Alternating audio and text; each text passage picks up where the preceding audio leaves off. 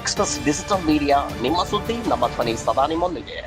ಸ್ವಾತಂತ್ರ್ಯ ಹೋರಾಟಗಾರರ ತ್ಯಾಗ, ಸೇವೆ ಮತ್ತು ಆದರ್ಶಗಳನ್ನ ಸ್ಮರಿಸುವುದರ ಜೊತೆಗೆ ಅವುಗಳನ್ನ ಮುಂದಿನ ಪೀಳಿಗೆಗೆ ತಲುಪಿಸುವ ಕಾರ್ಯ ನಿರಂತರವಾಗಬೇಕು ಅಂತ ಶಾಸಕ ದೊಡ್ಡನಗೌಡ ಪಾಟೀಲ ಹೇಳಿದ್ರು. ಪಟ್ಟಣದ ಬಸವ ಭವನದಲ್ಲಿ ಹಿರಿಯ ಸ್ವಾತಂತ್ರ್ಯ ಹೋರಾಟಗಾರ ಮಹಾತಪಸ್ವಿ ಭೀಮಜ್ಜ ಮುರಡಿ ಅವರ ಪುಣ್ಯತಿಥಿ ಹಾಗೂ ಹಿರಿಯ ಸ್ವಾತಂತ್ರ್ಯ ಹೋರಾಟಗಾರ ಮಾಜಿ ಶಾಸಕ ಪುಂಡಲೀಕಪ್ಪ ಜ್ಞಾನಮೋಟೆ ಅವರ ಪುಣ್ಯ ಸ್ಮರಣೆ ಅಂಗವಾಗಿ ಆಯೋಜಿಸಿದ್ದ ಹೈದರಾಬಾದ್ ಕರ್ನಾಟಕ ಸ್ವಾತಂತ್ರ್ಯ ಯೋಧರಿಗೆ ಗೌರವ ನಮನ ಕಾರ್ಯಕ್ರಮದ ಅಧ್ಯಕ್ಷತೆಯನ್ನು ವಹಿಸಿ ಮಾತನಾಡಿದರು. ಭೀಮಜ್ಜ ಮುರಡಿ ಹಾಗೂ ಪುಂಡಲೀಕಪ್ಪ ಜ್ಞಾನಮೋಟೆ ಅವರಂತಹ ಮಹನೀಯರು ಸಮಾಜಕ್ಕೆ ಸ್ಫೂರ್ತಿ ಹಾಗೂ ಮಾರ್ಗದರ್ಶಕರಾಗಿದ್ದಾರೆ. ಅವರ ಜೀವನ ಚರಿತ್ರೆ, ಹೋರಾಟ ಮತ್ತು ಚಿಂತನೆಗಳನ್ನ ಮಕ್ಕಳು ತಿಳಿದುಕೊಳ್ಳಬೇಕು. ಪುಣ್ಯ ಸ್ಮರಣೆ ಕೇವಲ ಕಾರ್ಯಕ್ರಮಕ್ಕೆ ಸೀಮಿತವಾಗದೆ ಅವರ ಆದರ್ಶಗಳನ್ನ ಜೀವನದಲ್ಲಿ ಅಳವಡಿಸಿಕೊಳ್ಳಬೇಕು ಎಂದರು.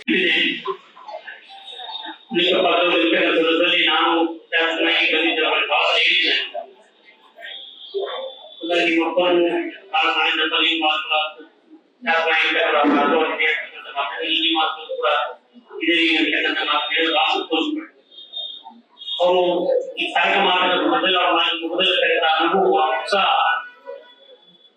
ಏನೋ ಒಂದು ಸಾರ್ಥಕತೆಯ ಜೀವನವನ್ನ ನಾನು ಸಾಧಿಸಿದೇನು ಅಂತಕ್ಕಂಥ ಆ ಕಲ್ಪನೆ ಇದು ನಮ್ಮೆಲ್ಲರೂ ಬಹಳ ಆಶ್ಚರ್ಯ. ಇಡೀ ವಯಸ್ಸಲ್ಲಿ ಕೂಡ ಅಷ್ಟೊಂದು ಈ ಕಾರ್ಯಕ್ರಮಕ್ಕೆ ಉತ್ಸವ ತೋರ್ತಕ್ಕಂಥದ್ದು ಅವರೆಲ್ಲರೂ ಕೂಡ ನೋಡಿದ್ರೆ ಬಹಳ ಆಶ್ಚರ್ಯ ಆಗುತ್ತೆ. ಅವರ